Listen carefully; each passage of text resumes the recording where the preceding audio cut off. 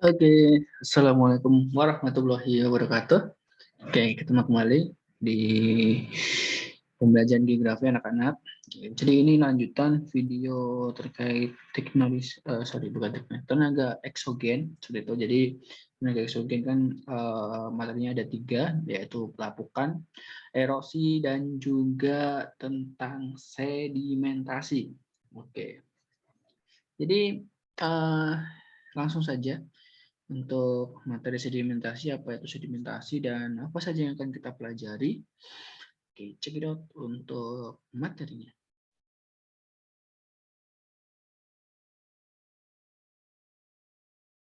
Oke, sedimentasi. Oke, pengertian dari sedimentasi. Nah,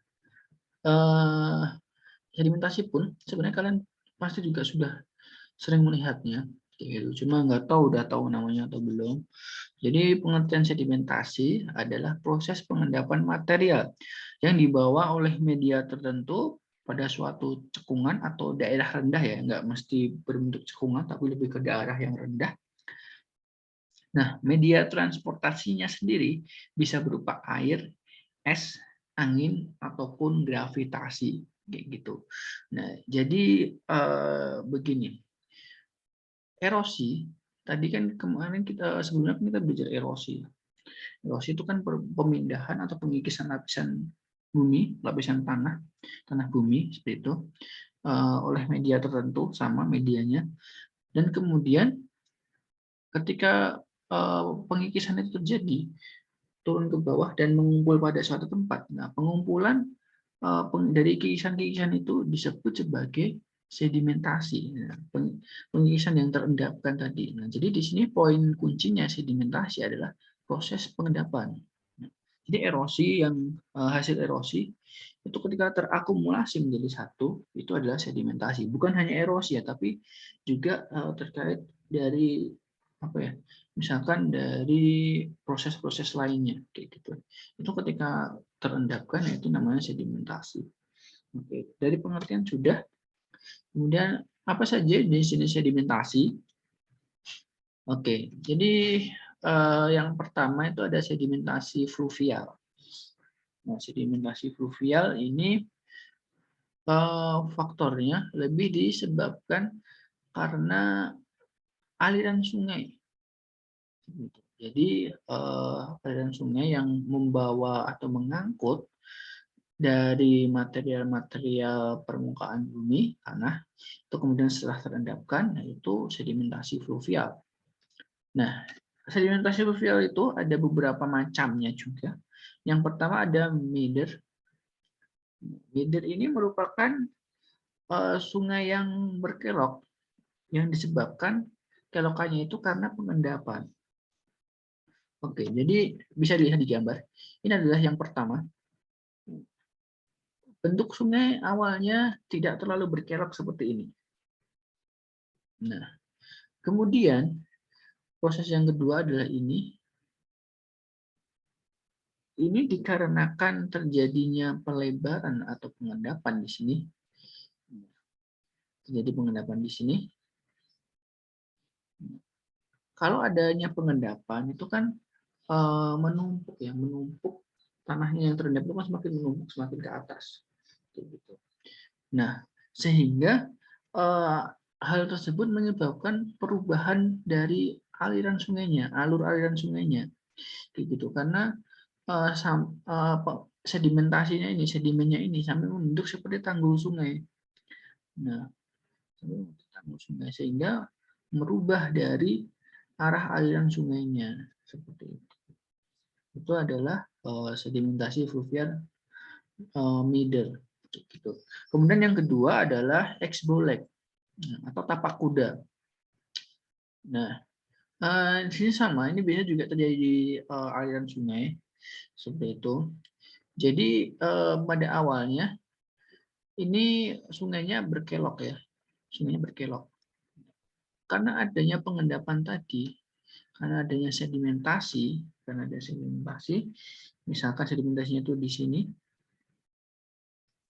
Nah, Ini ya, ini ada titik sedimentasinya. Akhirnya di sini menjadi tanggul. Di sini itu menjadi tanggul. Pada akhirnya sungai tersebut akan alirannya berubah menjadi lurus. Nah, sehingga di sini kelokan yang di sini, kelokan yang di sini akhirnya dia terpisah sehingga membentuk U seperti tapal kuda. Seperti itu. Nah, oke. Bisa dimengerti ya. Jadi ini kalau yang segitiga ini adalah arah erosinya, area erosinya gitu. Jadi ini area yang terkikiskan. Jadi di sini terkikis, terendapkannya di sini. Yang di sini terkikis sehingga membentuk alur. Nah, sedangkan kikisannya itu mengendap di sini, membentuk tanggul, kayak gitu. Sehingga sungainya berbentuk seperti ini. Oke, itu adalah exfoliate. Kemudian sedimentasi yang ketiga yaitu delta. Nah, delta ini biasanya terjadi entah itu di muara sungai yang berada di laut atau entah itu muara sungai yang berada di danau, kayak gitu.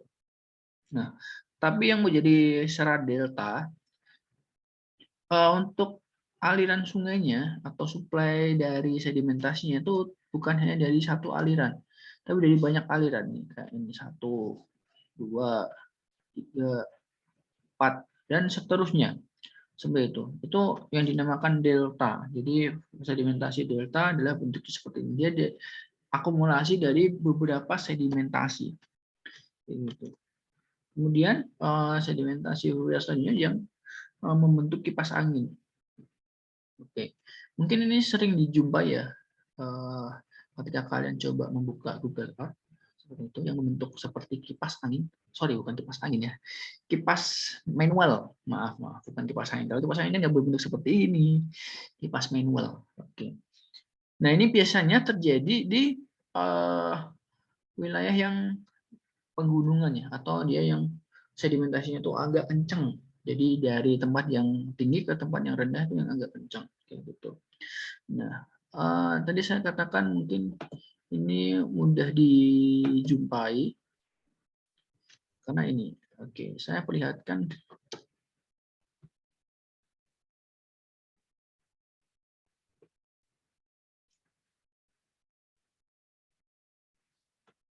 Oke, sambil menunggu buka Google Earth. Nah, syarat terjadinya kipas aluvial ini, material sedimen itu halus. Oke, maaf, ketutupan. Nah, material sedimen itu halus, kemudian tersortir buruk. Tersortir buruk itu berarti dia kurang bagus untuk sortirnya. Kemudian geomorfologinya berada di pegunungan, curam hingga landai, kemudian adanya perubahan aliran secara tiba-tiba. Misalkan di kemarin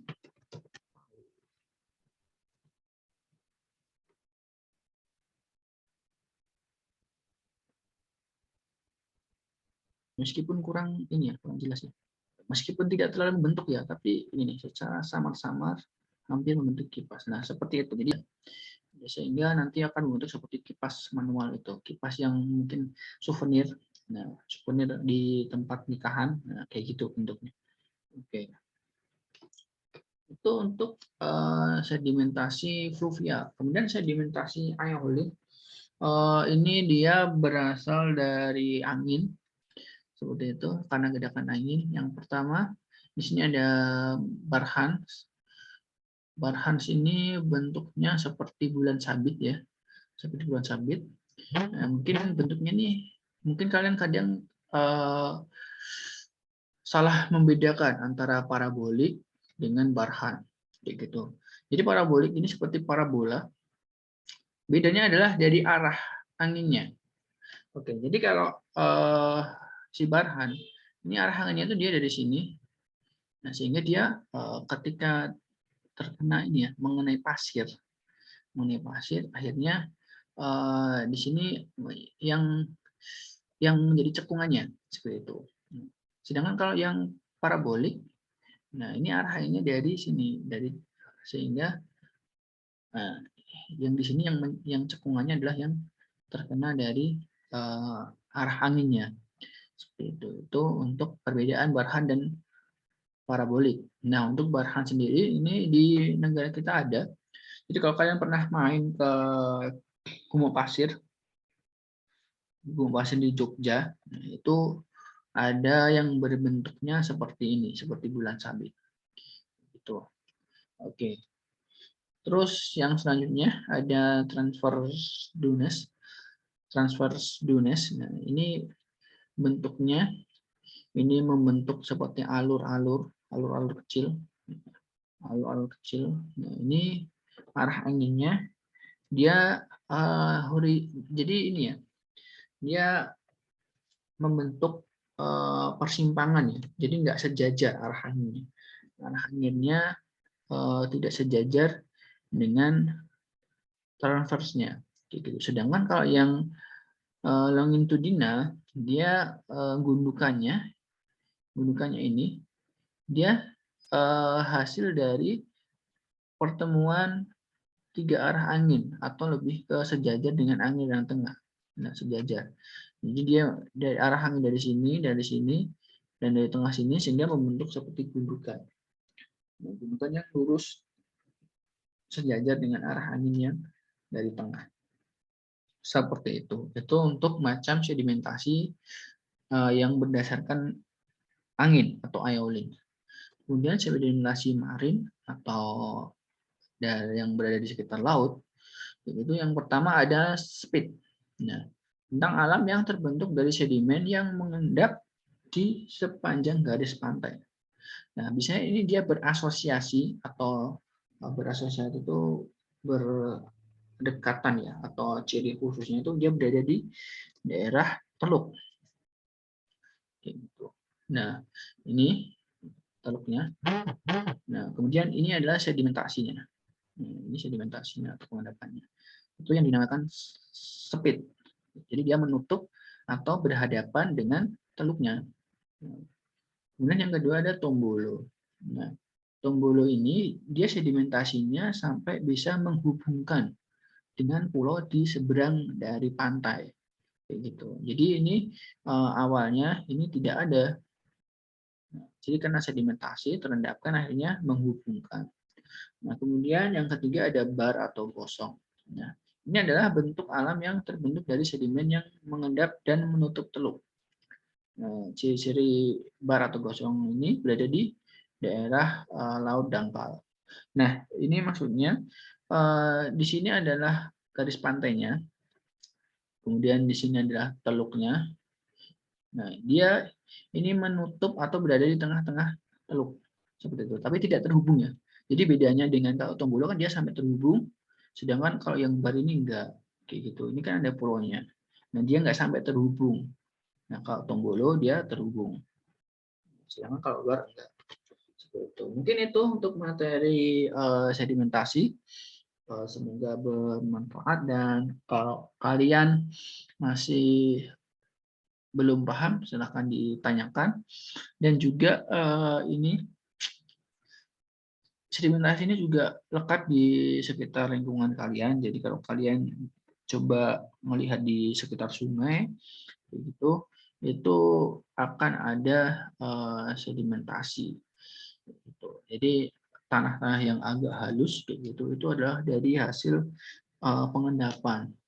Kayak gitu. Oke, mungkin itu yang dapat saya sampaikan. Semoga bermanfaat buat kalian semua. Kurang lebihnya mohon maaf. Sekian. Wassalamualaikum warahmatullahi wabarakatuh.